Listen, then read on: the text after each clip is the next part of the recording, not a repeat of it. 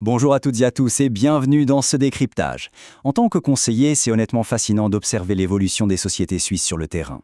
Aujourd'hui, on va s'attaquer à une étape véritablement charnière, un moment clé pour la pérennité de votre activité. Le passage de la raison individuelle à la société à responsabilité limitée, la fameuse SARL, spécifiquement dans le canton de Vaud. Alors, imaginons un scénario super classique. Un entrepreneur se lance seul, disons avec une agence digitale. Tout démarre extrêmement bien, le chiffre d'affaires atteint les 80 000 francs, puis, boum, ça s'accélère d'un coup. On arrive aux 250 000 francs. Le volume de travail explose et il faut se mettre à engager du monde. Et c'est exactement là que se pose la grande question. À quel moment précis est-ce que cette structure initiale, la raison individuelle, devient un frein plutôt qu'un outil pour se développer ? Allez, on plonge directement dans le vif du sujet. Voici notre plan d'action pour optimiser notre temps ensemble. On va d'abord comparer la raison individuelle et la SRL, décortiquer la fiscalité, parler de la protection de votre patrimoine, voir les étapes de transformation, lister les pièges à éviter absolument, et on finira sur un cadre de décision très pratique.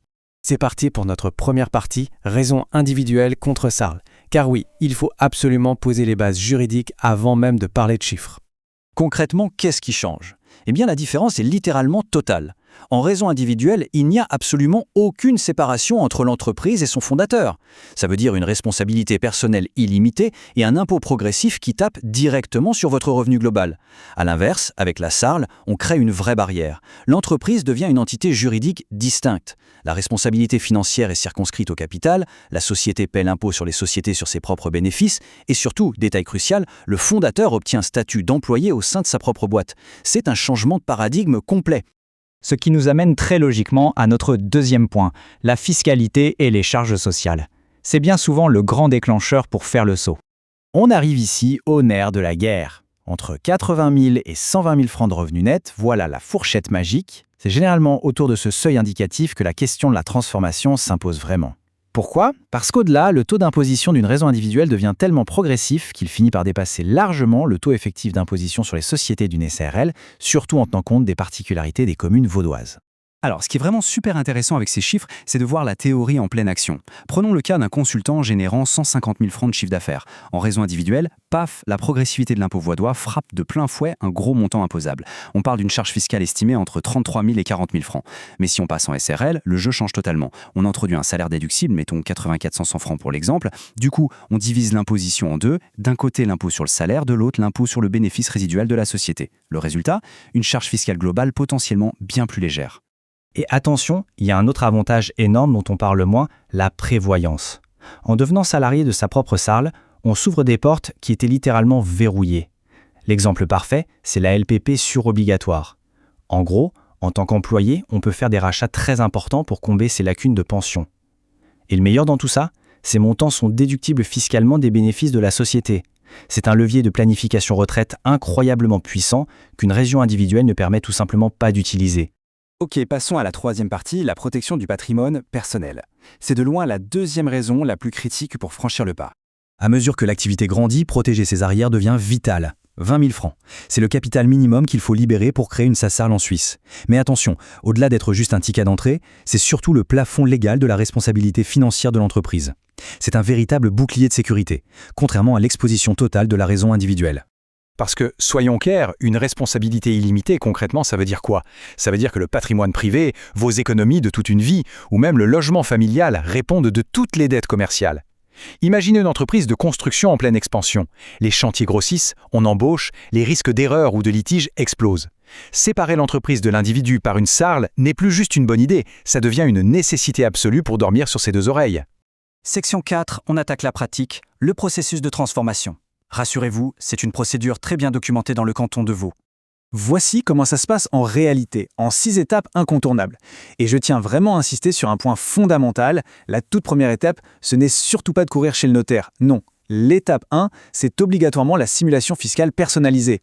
Sans un calcul précis basé sur la fiscalité de votre commune et votre situation réelle, c'est comme conduire les yeux bandés.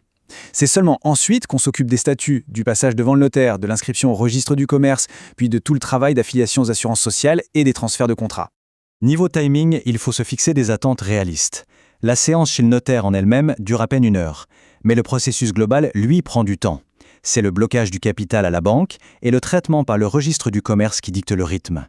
Pour faire les choses proprement, jusqu'à l'ouverture des comptes AVS et TVA, il faut généralement tabler sur un bon mois de transition. Et tout ça, combien ça coûte?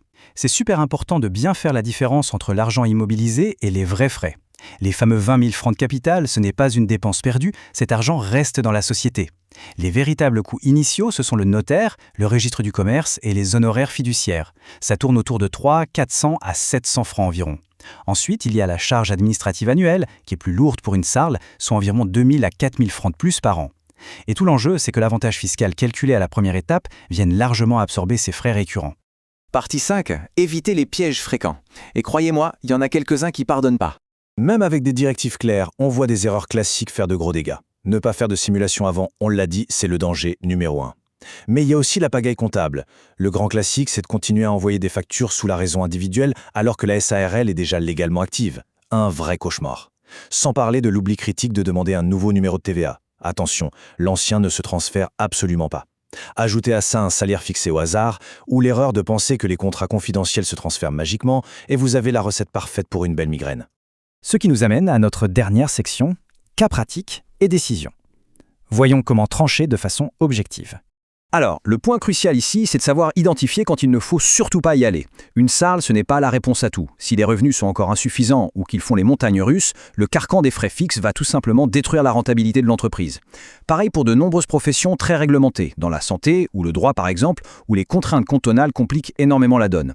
Parfois, le conseil le plus juste qu'on puisse vous donner, c'est de garder votre raison individuelle. Et sur le terrain, il y a une réalité pratique incontournable. Les contrats ne migrent pas par l'opération du Saint-Esprit. Si un petit abonnement Internet demande un simple mail de notification, les grands mandats ou les baux commerciaux nécessitent une novation formelle. C'est-à-dire que l'accord explicite du bailleur ou de votre gros client doit être sécurisé bien avant la séance notaire, pour éviter de se retrouver bloqué juridiquement. Alors, pour conclure et pour vous aider dans vos propres décisions structurelles, pour découvrir les étapes détaillées, les coûts et les implications d'un passage de la raison individuelle à la SAL, consultez notre guide complet sur robuste.ch. Le lien est disponible dans la description de la vidéo. C'est une démarche essentielle car au final, la vraie question n'est pas de savoir s'il y a un coût initial de transformation, mais plutôt de se demander quel sera le prix de l'inaction face à une entreprise en pleine croissance. Merci de nous avoir suivis et à très vite pour un prochain décryptage.